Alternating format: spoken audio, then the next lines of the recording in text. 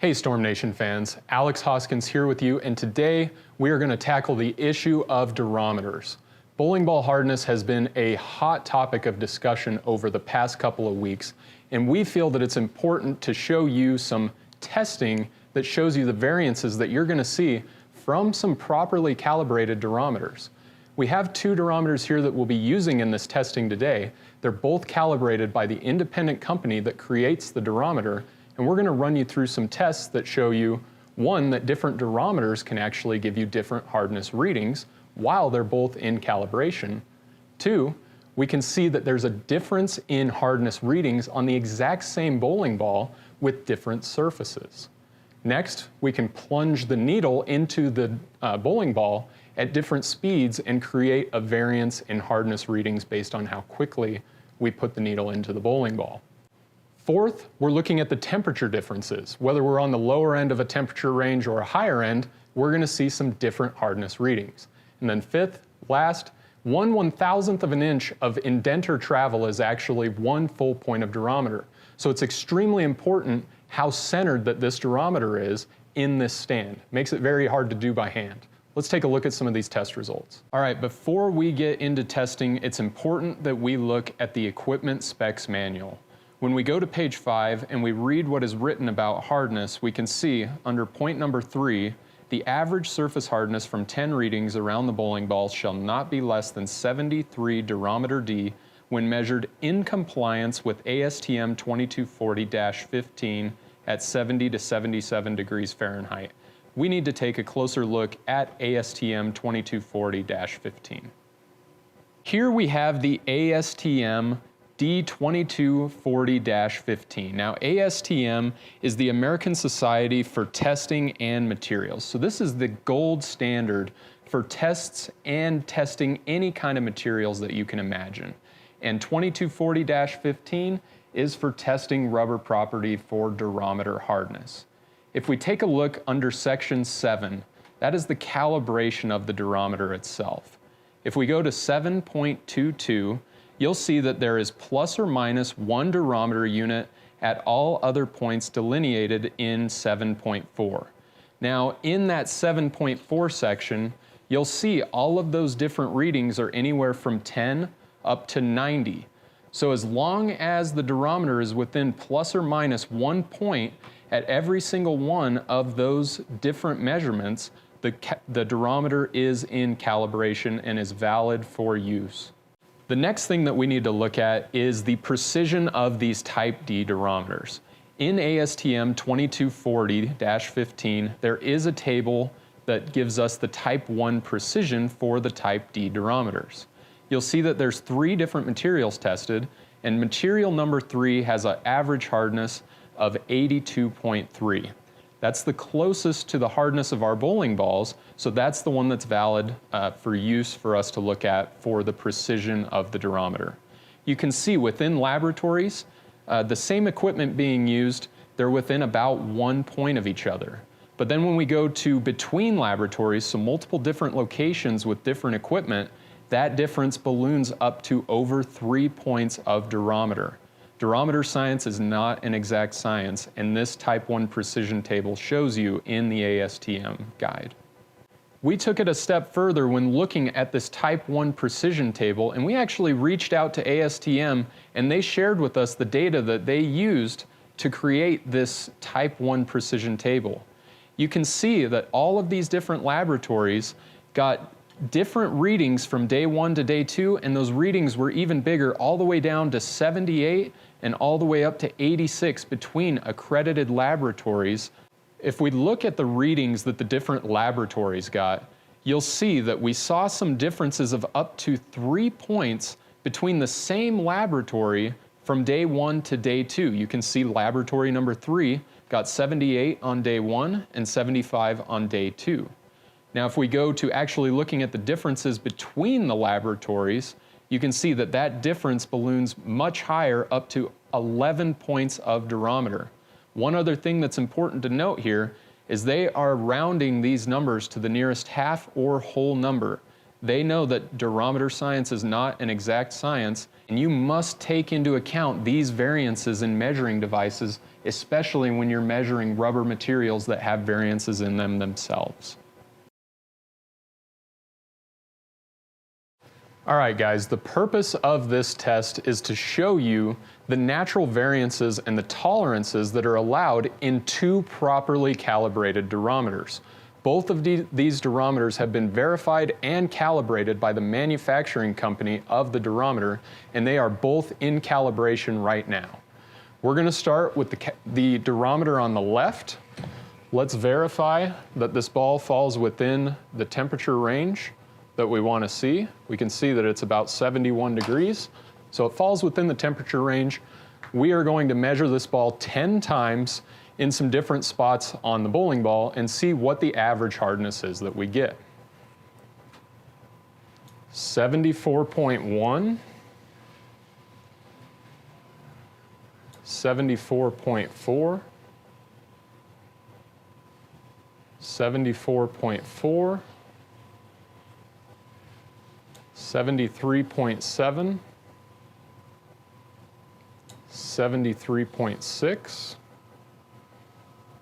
73.7, 74.0,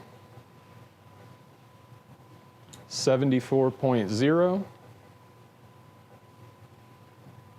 74.4, 74.5. That gives us an average of 74.08 on this particular calibrated durometer. Now, we'll bring this exact same ball over to our other calibrated durometer, and we'll see what differences that we see in the values between these two durometers. 73.0, 72.1, 72.3, 72.4, 72.7, 72.6, 72.2, 72.2, 73.1, and 73.1.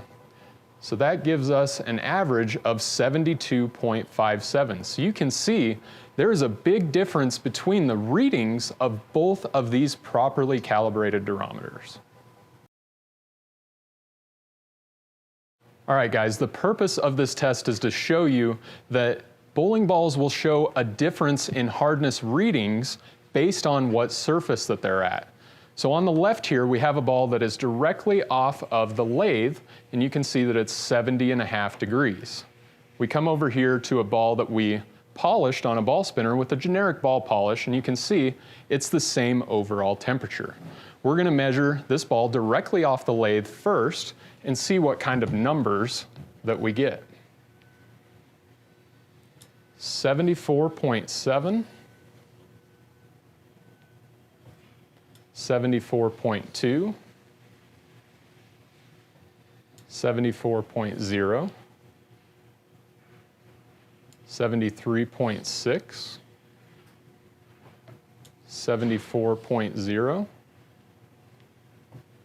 74.4, 74.0, 74.0, 74.0, and 74.0. So that gives us an average of 74.09.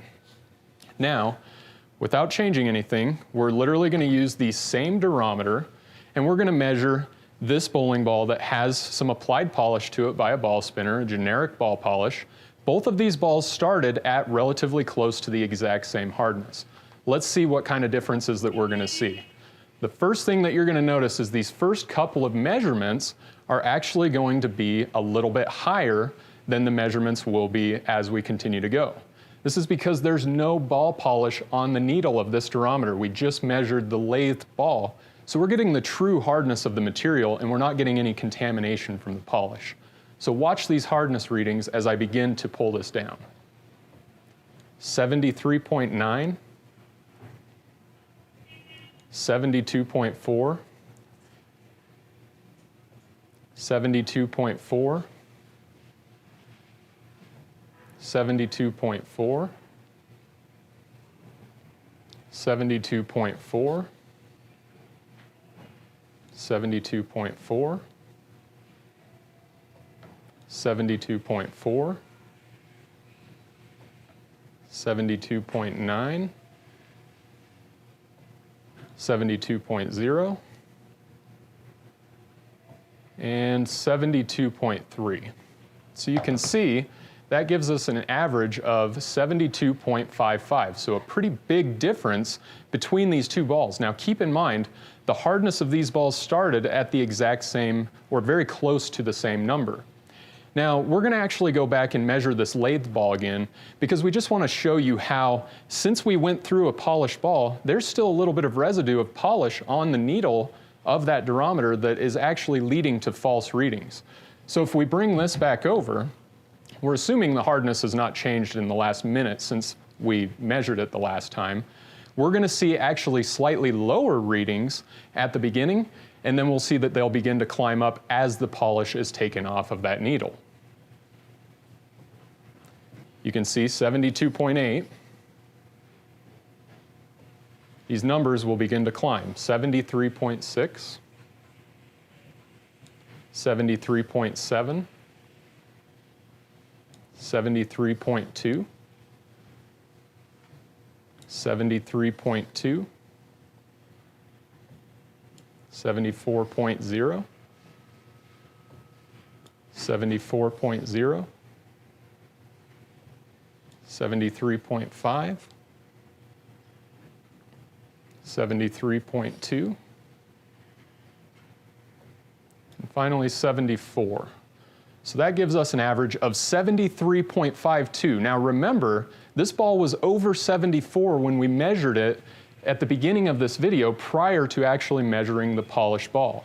You can see how the polish has an effect on the needle and contaminates the needle, which leads to more variance in the durometer. All right, guys, the purpose of this test is to show you that depending on how quickly we pull down this lever and plunge the needle into the bowling ball, we can actually manipulate the hardness reading by up to over a point. So the first thing that I want to do is show you that this ball is in the temperature range, 70 degrees. What we're going to do is put our standard ball here into the durometer, and I'm going to plunge this needle very slowly first. So we're literally just going to kind of let it go in there as slow as we possibly can. And you can see we get a measurement of 72.8. I'm literally just going to move this a tiny bit so that we don't hit the exact same hole that we were already in. And I'm going to pull this at what we would call maybe a medium pace. You can see that's 1.2 points different just from pulling that two different speeds. We'll move it just a little bit again so that we don't go into the same hole. And if we really want to get it going, we can punch it a little bit harder, and we can see all the way up to almost a 2-point variance in the hardness number. Now, what we've actually done here at Storm is we created a device that plunges the needle at a constant speed. It eliminates all human error. So if we repeat the test that we just did here, simply by pushing the button, it doesn't matter who's pushing the button, the human error is taken out of the equation. So remember, from the first test, this durometer read about 1.5 points softer than this one did overall. But we saw a 2-point variance in different pull speeds here. We'll take 3 measurements over here, and let's see if the variance is as big as 2 points that it was over here. So we can see 72.5, 71.8, so that's 0.7, and 72.5. You can see Taking the human error out of the equation makes it much more consistent, twice as consistent as it is being able to manipulate it with the pole speeds.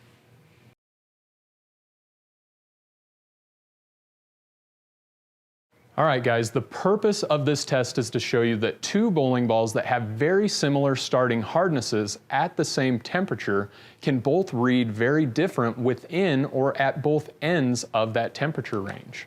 So what I want to show you here is that we have a ball at 69 degrees, which is just under the lowest side of the test range, and then we have a ball that is 77 degrees over here, which is on the higher end of that test range. So I'm going to test this ball that was a little bit colder first, and let's see what kind of average numbers that we're getting here. 74.3, 74.8, 74.6. So we can see we're getting around 74, 74 and a half for our average measurements here. What we're going to do is actually test this same ball. But remember, this one was just a little bit hotter. You can see that we're getting lower overall measurements just by the bowling ball being a little bit hotter. You can see there was almost 1 point difference inside that temperature range that the durometer reads the ball difference in the hardness.